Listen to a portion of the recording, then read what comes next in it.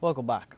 In Palestine on Sunday, an attack hit a tented area in the courtyard of the Al-Aqsa Martyrs Hospital in central Gaza, killing 4 people and wounding others. Volunteers were seen rushing to the scene at the Al-Aqsa Martyrs Hospital, rescuing wounded and carrying bodies while trying to extinguish the fire. The wounded were treated at the hospital while the bodies of the deceased were transferred on the stretchers to the morgue, health authorities confirmed. Al-Aqsa Martyrs Hospital in Deir al-Balah is the main medical unit working in central Gaza, where thousands have sought refuge after fleeing their homes in the war-torn territory. According to the Gaza Health Ministry, at least 39,550 Palestinians have died since October 7th last year.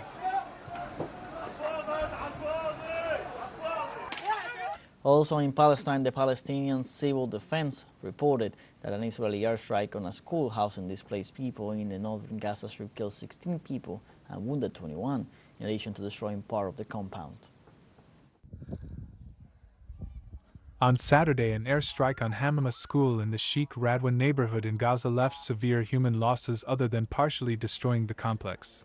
However, this attack represents only one of more than 400 educational institutions that the Israeli army has bombed in the Gaza Strip since the conflict burst on October 7. According to data from the Gaza Government Press Office, the number of completely destroyed schools and universities in the Gaza Strip stands at 114, while the number of partially destroyed schools has reached 326. I don't know how many, but there were many martyrs. There was a woman and her daughter, and they all died. Only one daughter survived. There were also martyrs here and there who were thrown and torn to pieces, and only God knows what happened to them. We ran away, and when the second airstrike happened, thank God we had evacuated by then. Everyone ran away. We left without taking anything. I am here searching for my identity card. I don't want anything else.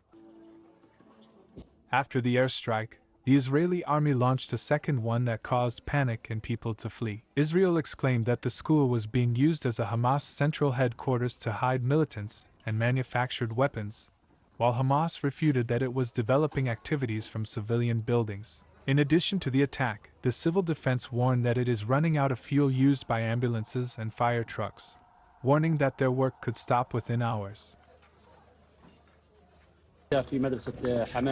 Hamama School was targeted, and when we arrived we found some citizens, so we started working and removed some bodies of martyrs. Then one of the residents at the school received a call from occupation forces telling him that the area will be targeted again. We left, and the area was targeted again in what doubled the numbers of martyrs and wounded.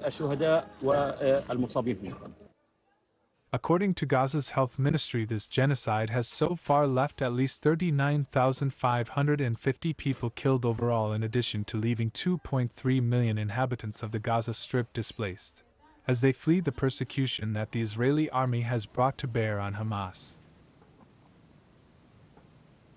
On the other hand, on Sunday, the Ministry of Health in Gaza denounced that during the last 24 hours, the Israeli occupation army killed at least 33 civilians, while 118 were injured.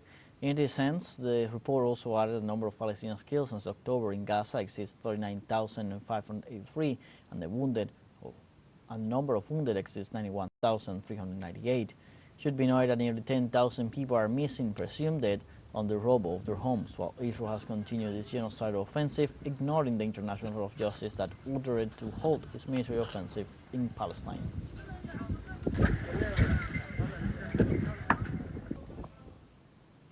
Meanwhile, in Israel, thousands of Israelis once again took to the streets of Tel Aviv to demand that Benjamin Netanyahu's government reach an immediate agreement to guarantee an exchange of hostages. The security forces again attacked thousands of citizens, including the families and friends of the captives, who on Saturday took over behind a gigantic 4-meter-long banner with a summary of the past days of the genocidal operation. Another of the demands that silenced the Israeli police brutally was the immediate call for elections and the immediate departure of the Zionist prime minister from government.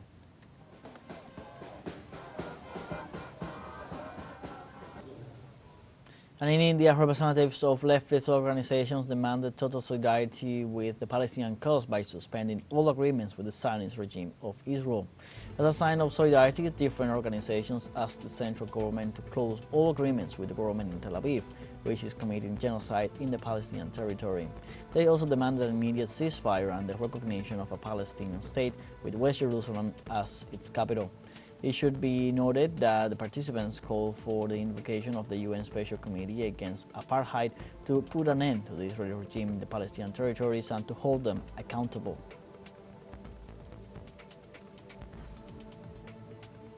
On Sunday, Palestinians organized demonstrations for the assassination of Ismail Haniyeh, political leader of the Palestinian resistance movement, Hamas, in the framework of the International Day of Support for the Gaza Strip and those imprisoned in Israeli prisons.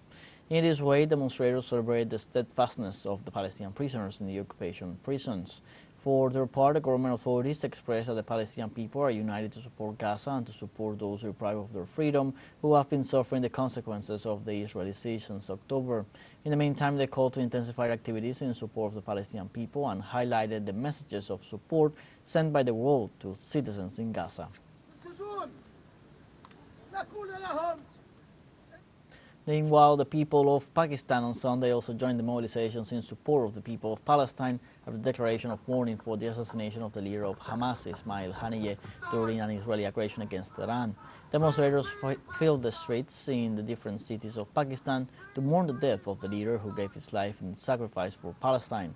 Pakistan's National Assembly adopted a resolution condemning Israeli oppression and brutality against Gaza and demanded that quick measures be taken to stop Tel Aviv's aggressions.